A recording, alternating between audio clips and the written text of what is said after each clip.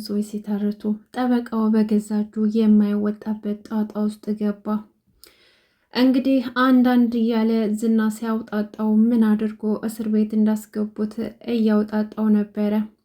ከዛም በኋላ የሰራውን ስራ ሽምጥጥ አድርጎ ለምንድነው የታሰርከው ሲለው እነሱ የሚፈልጉትን ነገር ስላላደረኩላቸው ነው። ብዙ ጊዜ ደግሞ ስላንተ ሲያወሩ ሰማለሁኝ። ስለዚህ ምናልባት ወንጀል ሰርተው ከሆነ ብዬ የእናንተን ስራ አልሰራም ብላቸው፣ እነሱ ግን በኃይልና በጉልበት መጠቀም ሞከሩ። ያለ ፍላጎቴ ሊያሰሩ ሲሉ ከዛም በኋላ በማላቀው ነገር አሳሰሩኝ ብሎ ለዝና ሲነግረው፣ ዝና ግን ተጠራጥሮ ነበር። ምክንያቱም ምንም እንኳን አስቸኳይና አስፈላጊ ነገር ቢሆን እነ ሞገስ አንድን ነገር ያለ ፍላጎቱ እንደማያስገድዱት እና ኃይል እንደማይጠቀሙ ያውቃል ማለት ነው። ያው ያላቸውን ኃይል ጠንቅቆ ስለሚያውቅ እያንዳንዱ ነገር ውሸት እንደሆነ ገብቶታልና ዝናም ነገሮችን ለማጣራት ሞክሯል። ምክንያቱም ደግሞ ክፉ አመል ያለበት ሰው አርፎ አይቀመጥም። እዝና ቤትም ሄዶ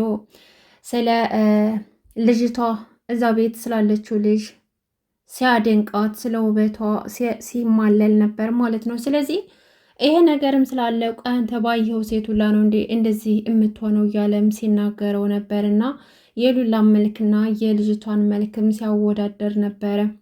ከዛም በኋላ ይሄ ነገር አልተመቸውም። ዝና የሆነ ነገር እንዳለ ገብቶታልና ሰውየው ግዴታ ማጣራት ነበረበት። ከዛም በኋላ ቆይ እኔ ጋር እንዴት ልደውል ቻልክ ሲለው ብዙ ጊዜ ስላንተ ሲያወሩ እሰማ ነበርና የሆነ ወንጀል የሰሩት ነገር ካለ ብዬ እፈራ ነበርና ይሄን ነገር ሲያደርጉብኝ ቀጥታ ወደ አንተ ደወልኩኝ፣ ምናልባት ሊጠቅመህ የሚችል ነገር ካለ ብዬ ብሎ ነገረው ማለት ነው። እናም እና እንዴት አሳሰሩ እያለ ሲያውጣጣው ያው እንዳጠቃላይ ዝና ነቅቶበታል ማለት ነው። ሉላ ጋር አብረን ነበርን ያለነው። ሞገስ ደግሞ በር ላይ ቆሞ ፖሊሶችን ይዟቸው መጣ። ከዛም በኋላ ሳሰረኝ ሲለው ያው ሉላ ላይ የሆነ ነገር እንዳደረገባት ወይ ያለ ፍላጎቷ ወይ ደግሞ የሆነ ነገር በእሷ ላይ መጥፎ ነገር አድርጎ እንደታሰረ ነቃበት ማለት ነው። ከዛም በኋላ እርምጃው እንግዲህ ጠበቃውን አንገቱን በማነ አስፈራርቶታል ማለት ነው። አንተ ልክስክስ ሉላን ምን አድርገሃት ነው? ያደረካት ነገር ካለ ተናገር። እማትናገር ከሆነ ዛሬ ህይወትህ ከዚህ ቤት አይወጣም።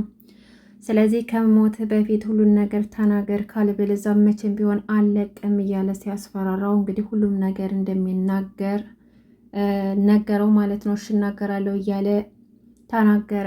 ዛሬ በጣም ጥሩ ነገር ሰርቷል እንግዲህ ዝና ያው ለነ ብሩክና ለነ ሞገስ ጥቅምም ባይሆን ለሉላም ባይሆን ያው በራሱ ሚስቱ ስለነበረች ሉላን እንዴት ትነካታለህ በማለት ጠበቃውን ያደረገው ነገር በጣም እጅግ አስደሳች ነበረ።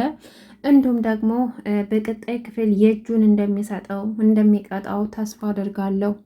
ዝና ያው ደግሞ ትንሽ ፍርሃትን ስላለበት ሰው ማስፈራራት ላይ እንጂ ድፍረት የለውም እና ምናልባት ደግሞ ካልተው በስተቀር እንግዲህ ጠበቃው የእጁን የሚያገኝ ይሆናል ማለት ነው። እጠቀም ብሎ ጭራሽ ህይወቱን አደጋ ላይ ጣለ። ውሸት ተደብቃ ብትቀርም የሆነ ሰዓት በራሷ ጊዜ ትወጣለች እና ሉላን ለማስያዝ ሲሞክር እሱ ራሱ በዝና እጁ ወደቀ። በጣም ደስ ይላል። እንግዲህ ብዙዎቻችሁን አስደስቷል ብዬ አስባለሁ።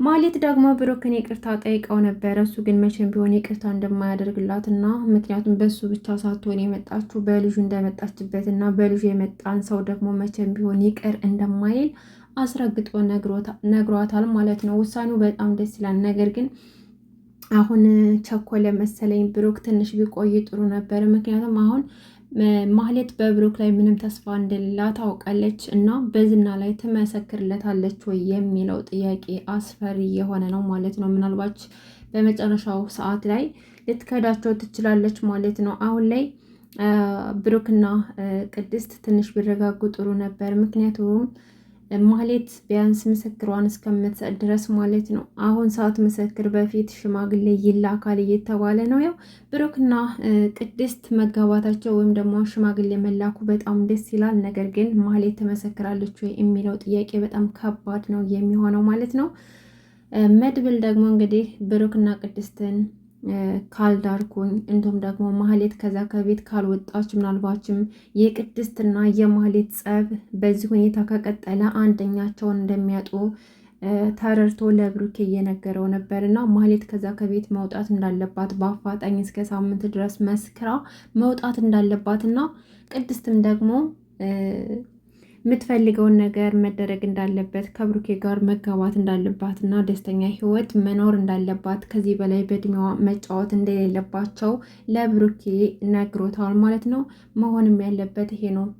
ቅድስት እና ብሩክ አብረው መሆን አለባቸው ማለት ነው። ይሄ የሚሆነው ግን ማህሌት ከመሰከረችበት በኋላ ነው። በዝና ላይ ሀሳቧን ደግሞ እንዳትቀይር በመሀል ምስክር መስጠት አለባት እና የክሱን ሁኔታ ማፋጠን አለባቸው ማለት ከዛ ቤት እንድትወጣ። ምሳሌ ደግሞ እንግዲህ ቅድስትን እቀበላለሁ፣ እናቴ ላረግሽ ዝግጁ ነኝ፣ ሽማግሌዎቹ ከመጡ እኔን የምትንከባከበኝ ከሆነ ሌላ ልጅ ከሌላትና የአባቴ ሚስት የምትሆን ከሆነ እሺ ብዬ እቀበላለሁ ብላ በደስታ ለቅድስቴ ስነግራት ቅድስቴ እንግዲህ በጣም ደስ ብሏት ነበረ። እናም ደስታውም ይገባታል ማለት ነው። በቅርቡ ደስታቸው ሙሉ እንደሚሆን ባለሙሉ ተስፋ ነኝ። እናንተስ ምን ትላላችሁ? ሀሳባችሁን ኮሜንት ላይ አስቀምጡ ውድ ቤተሰቦቼ። ሌላው ደግሞ ማለት ነው ቻናሌን ሰብስክራይብ በማድረግ አግዙኝ፣ አበረታቱኝ። አዳዲስ ሲወርድ ወደ እናንተ ጋር እመጣለሁ። ቻናሌ ምንም እያደገ አይደለም። እስኪ ሰብስክራይብ ያደርጋችሁት ማለት ነው። ቪዲዮውን ሲጀምሩ ላይክ አድርጎት ለሌሎችን ተደራሽ እንዲሆን ማለት ነው። ውድ ሀገሬ ልጆች ወዳችኋለሁ። መልካም ጊዜ ተመኘውላችሁ።